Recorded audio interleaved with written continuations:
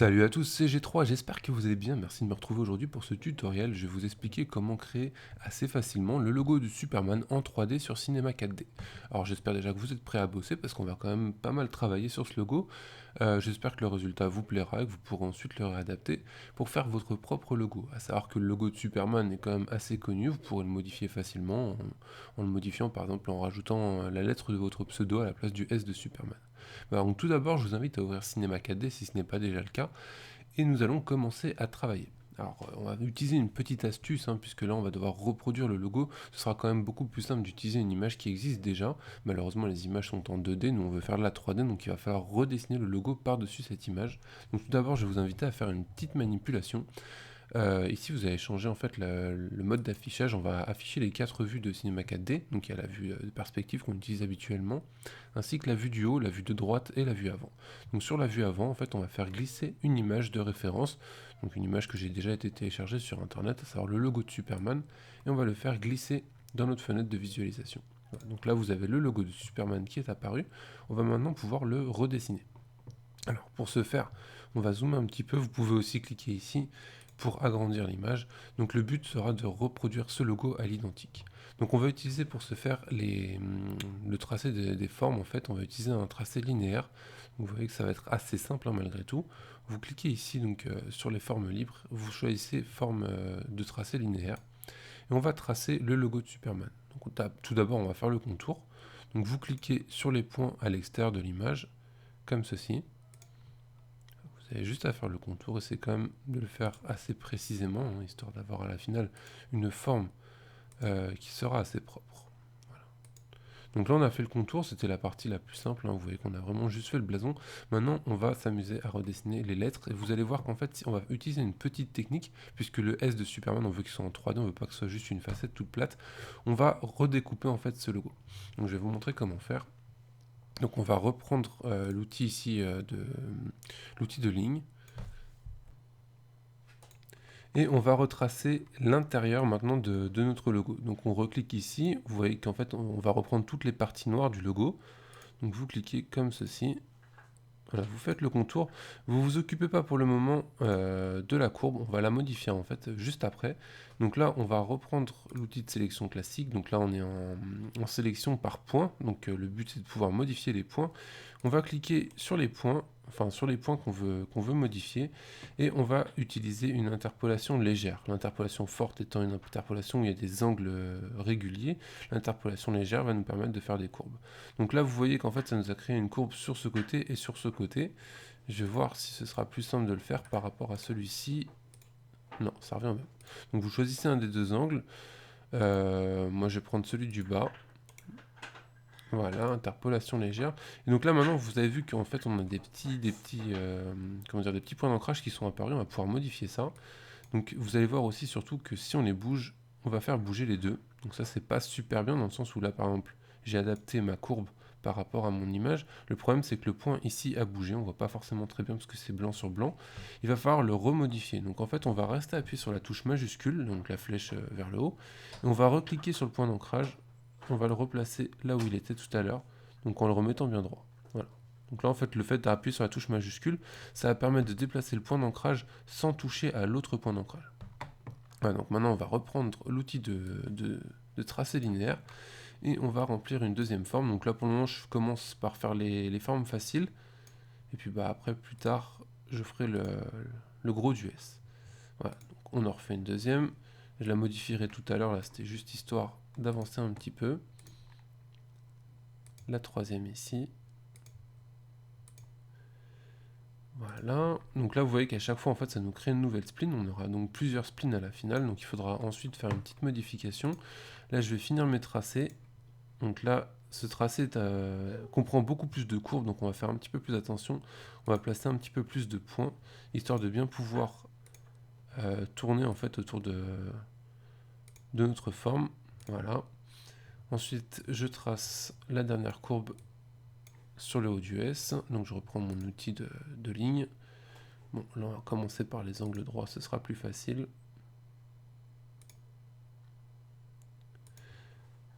Pour ce qui est des courbes, moi ce que je vous conseille de faire, c'est de placer un point approximativement à chaque quart, en partant du principe que ça, par exemple, ce soit un rond.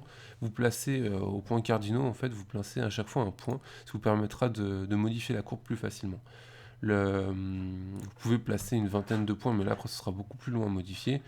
N'en placez pas trop, mais essayez d'en placer à peu près à chaque cassure de la courbe, en fait. Voilà. Donc là, j'ai fini ma forme. Maintenant, je vais la modifier, donc toujours en réutilisant l'outil de sélection par point. Vous recliquez sur les points à sélectionner, vous faites clic droit, interpolation légère et ça va modifier. Donc ensuite, après, vous réadaptez votre interpolation pile à votre image. Bon, après, là, vous êtes en train de refaire un logo, donc essayez de le refaire proprement. Vous n'êtes pas obligé non plus que ça colle pile, hein. C'est pas forcément très grave si ça colle pas pile. De toute façon, après, on va supprimer l'image de fond, donc ça se verra plus. Hop, une interpolation légère. Donc là, on va modifier. Vous voyez qu'on a une courbe un petit peu différente dans le sens où d'un côté, elle monte et de l'autre côté, elle descend. Donc je vais tout d'abord régler ma courbe à gauche. Ensuite, je réglerai ma courbe à droite. Voilà. Donc là, il est passé où mon point d'ancrage? Je vois plus rien parce que j'ai utilisé une image qui n'est pas forcément propre. Le fait de mettre en noir et blanc et d'avoir ensuite les lignes en noir et blanc, c'est pas super pratique. On va remettre des interpolations légères un peu partout, histoire de bosser.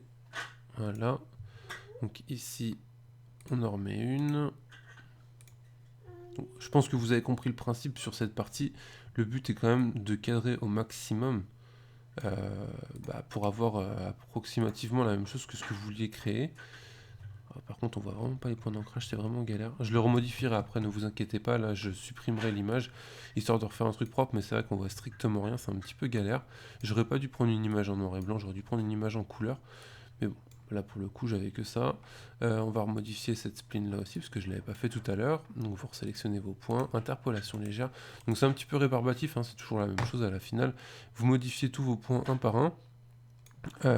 Toujours en appuyant sur la touche maj si vous voulez modifier qu'une partie du point. Essayez voilà, donc d'avoir des formes à peu près approximativement propres. À tes souhaits ma chérie, il y a ma fille qui vient d'éternuer derrière, je pense que vous avez entendu. Voilà. Donc là, cette courbe, je vais la modifier uniquement par ici. Une interpolation légère ici aussi. Comme ceci. N'hésitez pas à modifier vos points plusieurs fois, hein. Le but c'est vraiment d'avoir une forme propre à la finale. Hop, on passe à la forme suivante. Interpolation légère. On modifie ici. Je vois strictement rien, c'est horrible. Moi je le ferai après celui-là aussi. Là dans mes points, ouais, il y avait celui-là.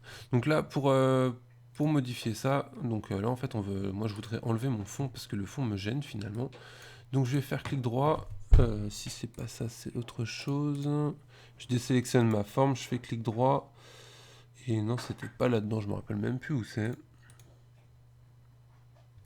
Quand tu prépares pas ton tuto, ouais, tu vas dans configurer en fait. Tout simplement donc dans les options, donc ici vous voyez que quand on a nos fenêtres, on a des petites fenêtres de vue, caméra, affichage et options. Vous cliquez sur options, configurer. Et là, vous avez la vue en fait qui est configurable. Donc là, c'est la vue avant que je veux configurer, donc vous trompez pas d'onglet. Et ensuite, vous allez supprimer tout simplement. Vous faites afficher l'image. Vous pourrez la remettre tout à l'heure. Vous cliquez pour la voir ou non.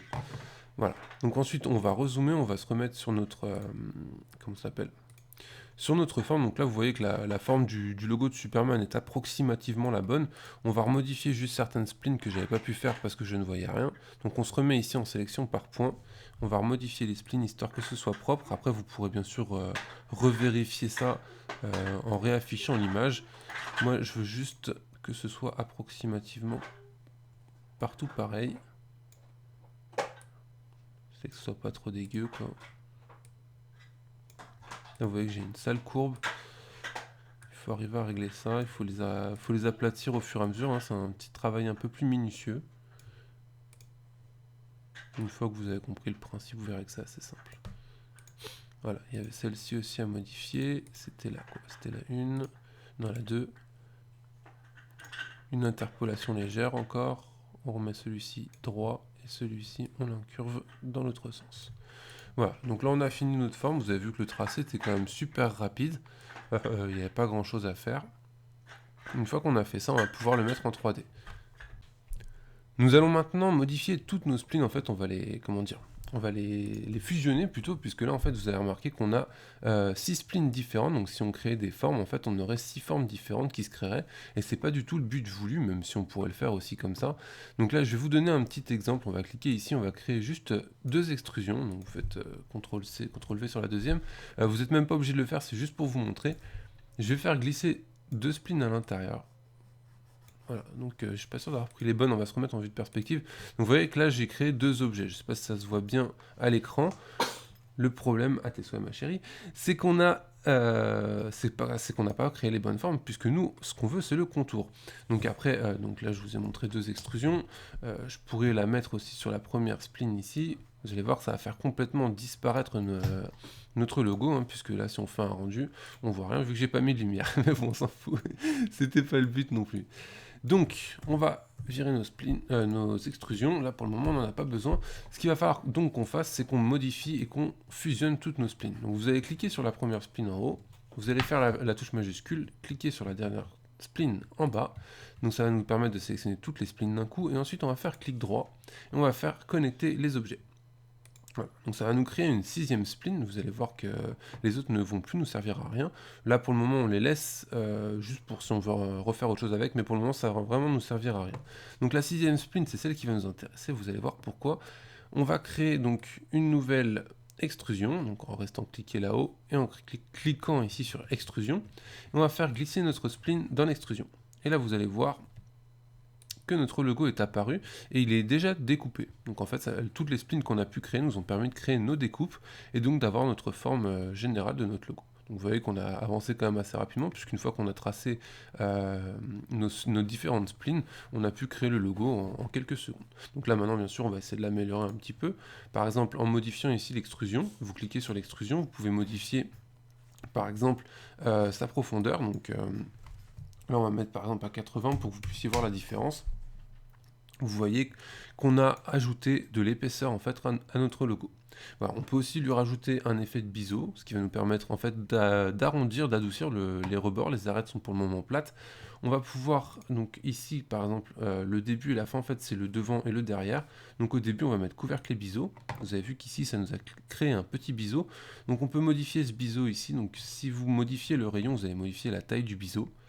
Et si vous modifiez l'étape, vous allez modifier l'arrondi en fait de ce biseau dans le sens où une étape va mettre en fait une seule découpe. Et si vous mettez plusieurs étapes, ça va découper en plusieurs fois et donc lisser et arrondir votre découpe. Donc là, pour ce qui est du biseau, moi j'avais pas spécialement prévu d'en mettre. On peut en mettre un petit quand même. On va pouvoir le mettre par exemple à 5 avec une étape. Ça nous permet, par exemple, si on veut mettre des éclairages après, d'avoir différents reflets sur notre image. Donc tout à l'heure, je vous ai fait laisser les splines, et vous allez voir pourquoi. Tout simplement parce qu'on va pouvoir vouloir faire des effets derrière. Donc là, par exemple, on va reprendre la première spline, qui était celle de notre forme globale, et on va recréer ici une extrusion. Donc vous recliquez sur extrusion, vous faites glisser votre spline dedans. Là, vous voyez que donc, ça nous a re-rempli notre logo, hein, mais malgré tout, on voit encore un petit peu le logo qui dépasse, puisqu'on avait mis un effet de biseautage sur notre logo. Donc, vous pouvez le laisser comme ça si ça vous plaît. Vérifiez quand même l'arrière, voir si tout est bien fait. Nous, on va quand même réduire notre extrusion, parce que c'était pas vraiment ce que je recherchais comme effet. Le but, c'est quand même de faire de la 3D. Voilà, on va le faire rentrer un petit peu, mais ça va nous permettre tout simplement d'avoir un fond, en fait, dans notre forme. Donc une fois que vous avez fait ça, vous avez presque terminé, hein. Le tuto est vraiment très simple et très rapide. Vous allez pouvoir maintenant poser quelques couleurs, quelques lumières, vous pourrez ensuite rajouter des effets si le cœur vous en dit, c'est pas moi qui vais vous empêcher. Donc là, on va virer ces splines, voilà, comme ça ne nous gêne plus dans notre tracé, et on va créer des couleurs. Donc dans mes souvenirs, le logo de Superman est jaune et rouge, donc vous allez double-cliquer deux fois ici pour créer deux matières. Vous allez placer la première en jaune, voilà, comme ceci. Donc vous choisissez un jaune qui est assez... enfin, qui est pas trop fluo, parce que le jaune de Superman n'est pas fluo. Ensuite, vous double-cliquez sur l'autre couleur, sur l'autre matière, et vous mettez un rouge. Essayez de le foncer un petit peu. Comme ça permettra de faire ressortir les reflets. Voilà, donc là, vous avez vos deux couleurs, c'est des couleurs basiques. On va les placer, voilà, comme ceci. Vous voyez que le logo avance à grands pas, hein, puisqu'on a quasiment presque déjà terminé. On va lancer un rendu, j'ai toujours pas mis de lumière, c'est toujours con. Euh, Normalement, vous, si vous lancez le rendu, vous allez voir quelque chose. Moi, sauf que j'avais utilisé un projet en fait où il y avait une occlusion ambiante et une illumination globale. Vous allez voir que je vais retirer l'illumination globale. Normalement, on devrait avoir la lumière. Rendu, s'il vous plaît. Ça a un peu ramé. Donc j'ai laissé l'occlusion ambiante juste histoire d'avoir quelques ombres. Donc là vous voyez que notre rouge est quand même très rosé tout simplement parce que la lumière en fait a été simulée par Cinema 4D et c'est une lumière de face. Donc vous voyez que si on fait tourner la caméra, le rouge va changer de couleur. Donc là on a déjà presque terminé. On peut rajouter encore quelques petits effets. On peut par exemple s'amuser à rajouter un petit effet de réflexion, donc en fait du reflet sur notre texture. Donc on va la mettre à une vingtaine de pourcents. Donc en cliquant ici sur réflexion, vous augmentez l'intensité ou vous la baissez pour augmenter la réflexion euh, de votre matière. Donc on la met à 20%, n'oublie pas de cocher la petite case comme je viens de le faire. La réflexion ici ne va se réfléchir sur rien, on pouvait faire un rendu normalement, vous allez juste voir le jaune qui se réfléchit légèrement sur votre rouge. On peut ajouter quelques petites réflexions avec des astuces très simples, à savoir celle-ci, donc par exemple en créant une forme. Je suis désolé, peut-être que je parle un petit peu vite, n'hésitez pas à faire pause pendant le tutoriel. C'est vrai que moi j'ai l'habitude de bosser dessus, donc j'ai pas vraiment ce genre de problème. Pensez à faire pause, quitte à réécouter un petit peu ce que je raconte, ça vous permettra de prendre plus votre temps. Donc on repart sur le tuto, on va créer ici un plan. Donc là on va créer en fait ce qui s'appelle on va dire un reflet, pour que ce soit plus simple. Donc là j'ai créé un plan, je l'ai élargi en utilisant les petits points d'ancrage. Je vais le monter au-dessus de ma forme et je vais créer une nouvelle matière. Je double-clique ici et je vais augmenter sa luminescence. La luminescence, en fait, ça va créer une matière très lumineuse, un petit peu comme les lightbox en photographie. On va pouvoir augmenter son intensité. Là, elle est déjà à 100%. Vous allez me dire, c'est pas possible de monter plus haut.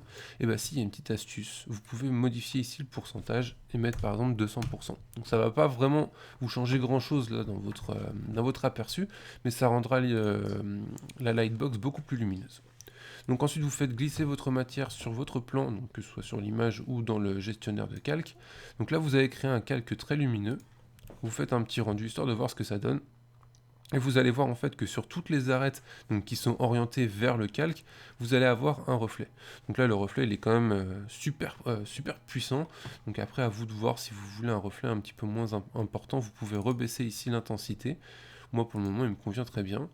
Vous allez pouvoir aussi l'orienter légèrement, histoire de le mettre un petit peu plus vers votre forme. Donc en cliquant ici sur l'outil de rotation, vous faites juste une petite rotation sur le plan.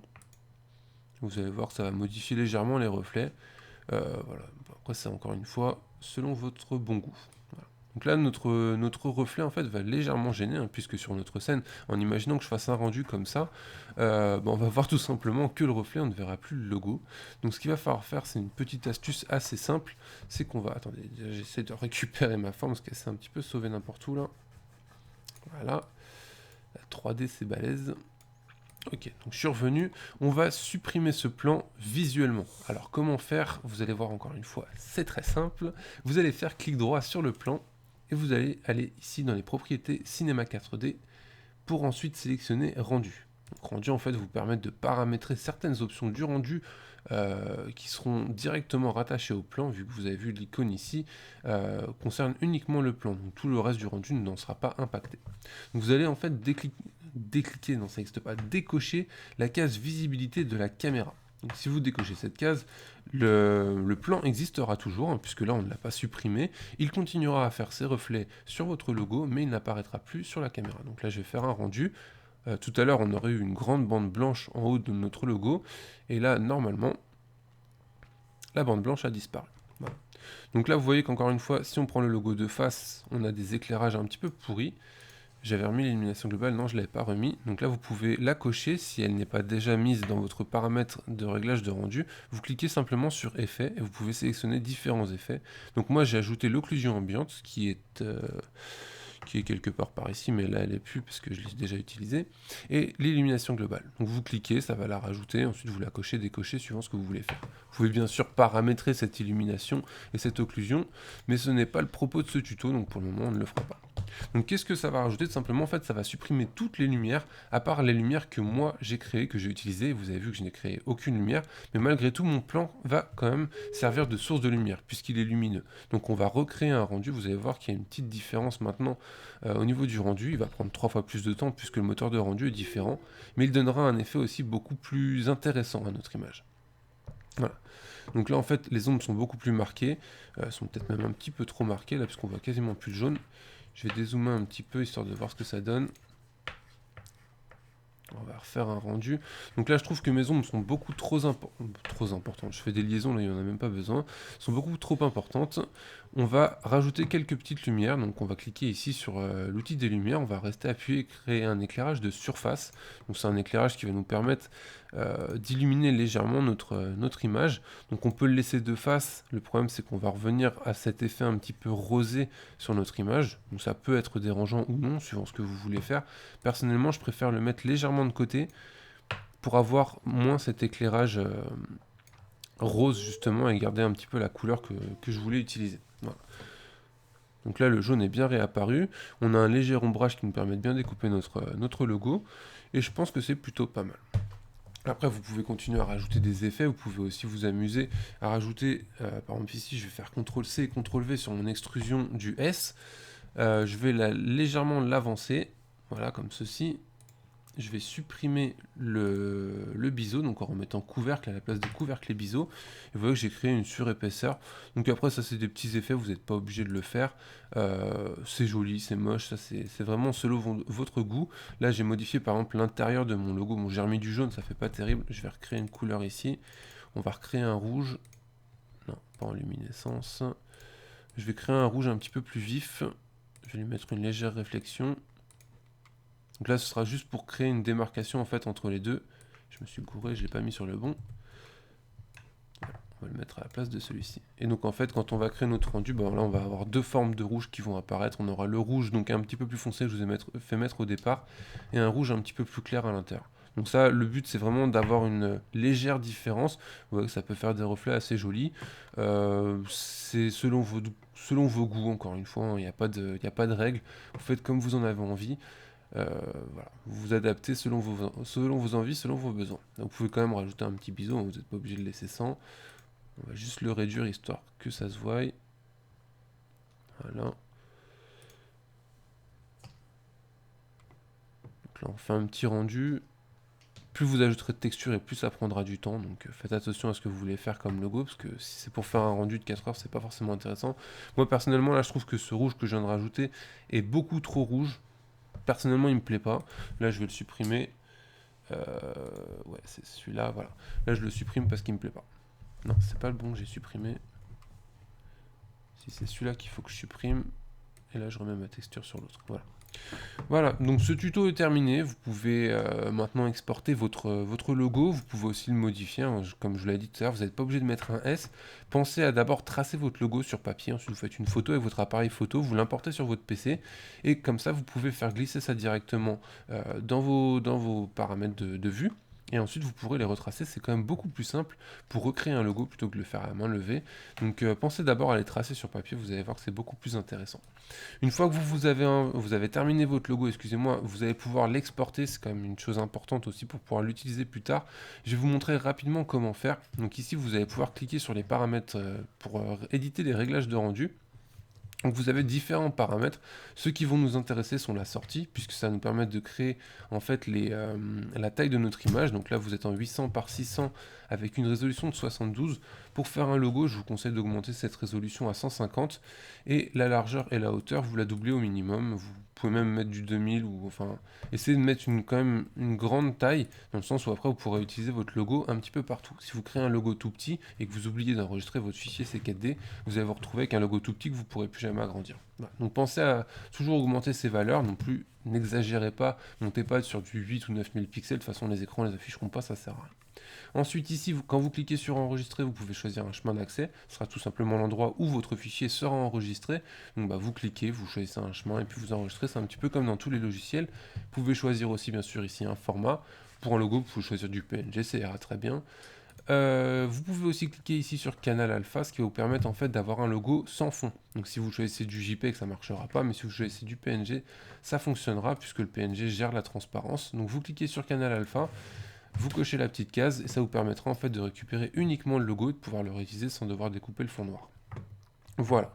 Je vous avais parlé tout à l'heure de... Non, je vous en ai pas parlé. De l'anti-aliasing. L'anti-aliasing par défaut est sur géométrie. La géométrie, en fait, ça va permettre d'avoir un anti-aliasing. L'aliasing, c'est l'espèce de petit crénelage. Enfin, c'est pas forcément très précis. En gros, ça va faire des petites vaguelettes sur votre image à certains endroits. Là, vous allez pouvoir en fait lisser votre image, donc ça va l'altérer un petit peu malgré tout, hein, puisque vous allez avoir certains effets de flou qui seront peut-être dérangeants. Mais je vous conseille de vous mettre soit en géométrie, soit sur au mieux, si vous voyez vraiment l'aliasing se barre pas, mais à utiliser quand même avec parcimonie, dans le sens où ça peut quand même dénaturer votre image. Voilà. Dans l'ensemble, vous avez à peu près tous les paramètres. Vous avez d'autres paramètres que vous pouvez régler, je vous laisserai les découvrir et les essayer, là c'est pas le but du tuto. Une fois que vous avez fait ça, vous pouvez refermer la fenêtre de rendu, et ensuite vous cliquez au milieu, ça va vous créer, excusez-moi, le rendu final, donc ça va vous ouvrir une nouvelle fenêtre pour créer le rendu final. Donc le rendu prendra le temps qu'il prendra, ça dépend de votre ordinateur, et vous avez créé votre logo de Superman.